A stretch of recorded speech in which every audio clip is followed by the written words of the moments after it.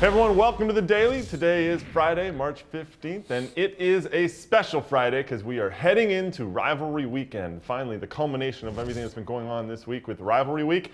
And it's also a special Daily because I am joined by the one and only Cory Gibbs. Thanks for having me. Thanks for having me. In person here in New York. You've probably seen him on a couple of videos already. We're very excited to have him in the family here, or him. You are here now. I don't have to talk about you in the third person.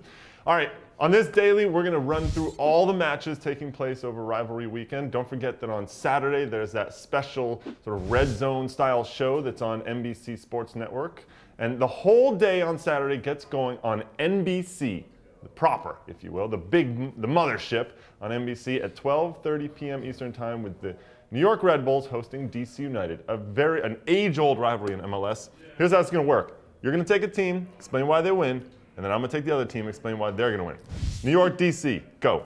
Hands down, New York. You know, this is their opening weekend, playing at home, starting off Rivalry Weekend, and for sure they're taking this one away. They need this win. It's been 2 games now. They've started off with a bad tie, went on the road, they got a loss late in the game, and I think New York's taking this away at home. Well, I obviously take DC United in this one. They proved they could do it up at Red Bull Arena last year in the playoffs. They did very well. Nick DeLeon not really shown what he can do so far in the first 2 games for DC United. I think he comes out huge in this one. Plus, don't forget, Dwayne DeRosario is back for DC United. That might be the difference maker in the end.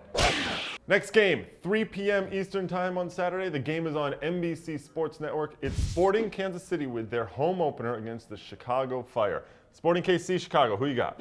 Chicago Fire. It's simple. It's simple. Going with your own club. Listen, come on. It's been 2 games. They haven't scored a goal. Something has to break, and they're going to go into Kansas City, pull away this win. Chris Rolfe's going to get on his game, score a couple goals. Frank Klopas isn't going to let this happen. They're going to definitely walk away with this one. A couple of goals. Well, I think you're crazy in this one. Going to Sporting to get a result is always difficult. That frenzied attack-first style that Sporting brings at home, the Blue Hell will be enraged throughout the whole thing, and I think that CJ Sapong is due for a goal in this one in particular. They're still angry about how they lost to Toronto last week. They were not happy with that, and despite a couple of little, I would say, chinks in the armor in back for them, I think that they're going to get a result at home in this one.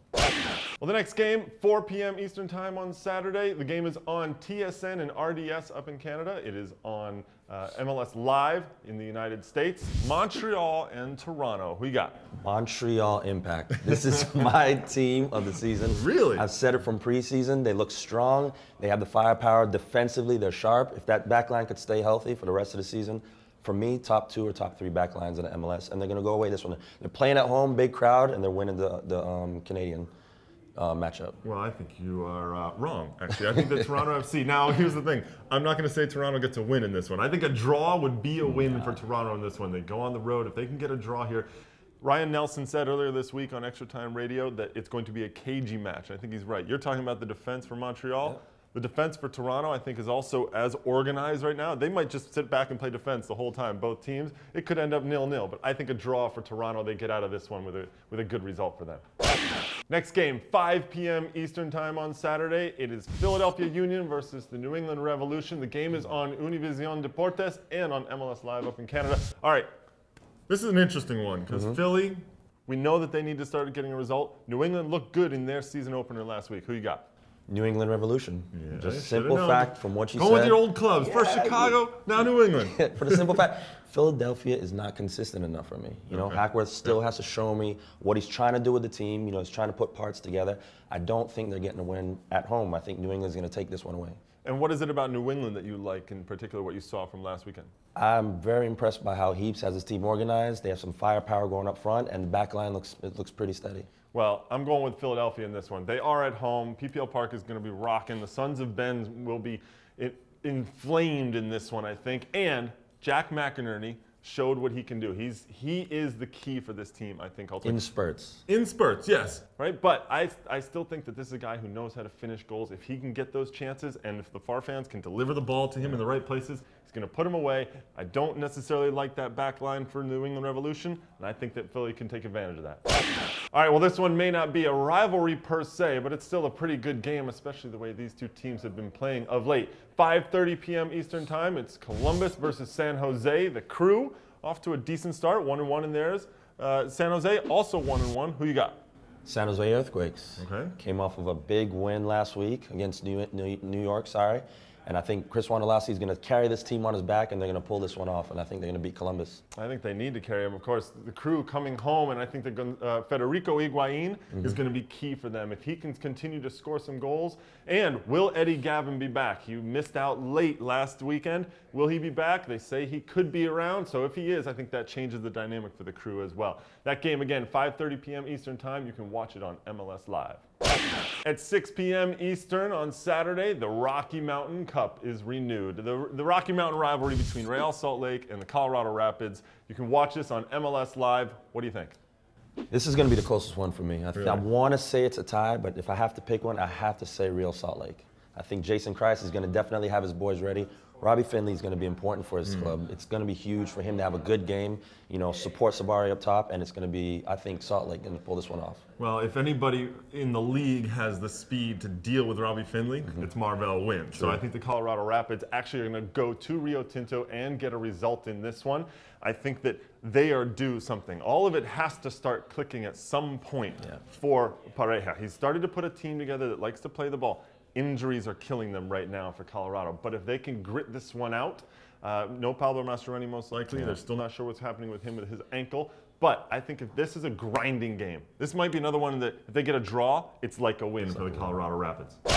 The nightcap on Saturday, 8 p.m. Eastern Time. It's on NBC Sports Network. It's the big daddy of them all, if you will. The Cascadia Cup rivalry between the Seattle Sounders and the Portland Timbers. You know CenturyLink is going to be rocking. Who you got?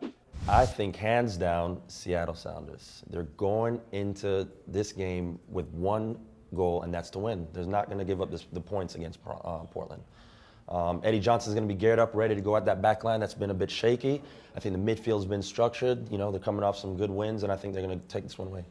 Well, I agree with you. The back line's been a little shaky for the Timbers, but you're discounting Diego Valeri. Yeah. Diego Valeri for the Portland Timbers, we've talked about it before, is a key for them in the attack. If he can go at that back line for Seattle, which is also not exactly, you know, I will say Jimmy Traore has started to look very good for them, but I'm still not convinced yet about that back line for them.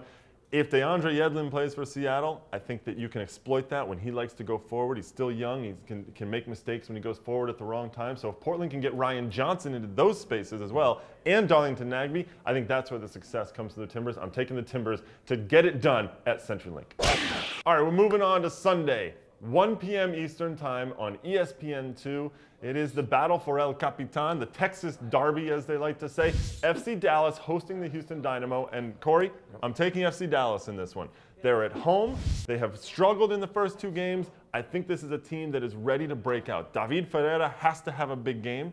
Blas Perez is back for suspension, so they get that attacking force up top. This is a team, this Dallas team, that I think is motivated to finally get this result. They want to stick it to Houston, if you will.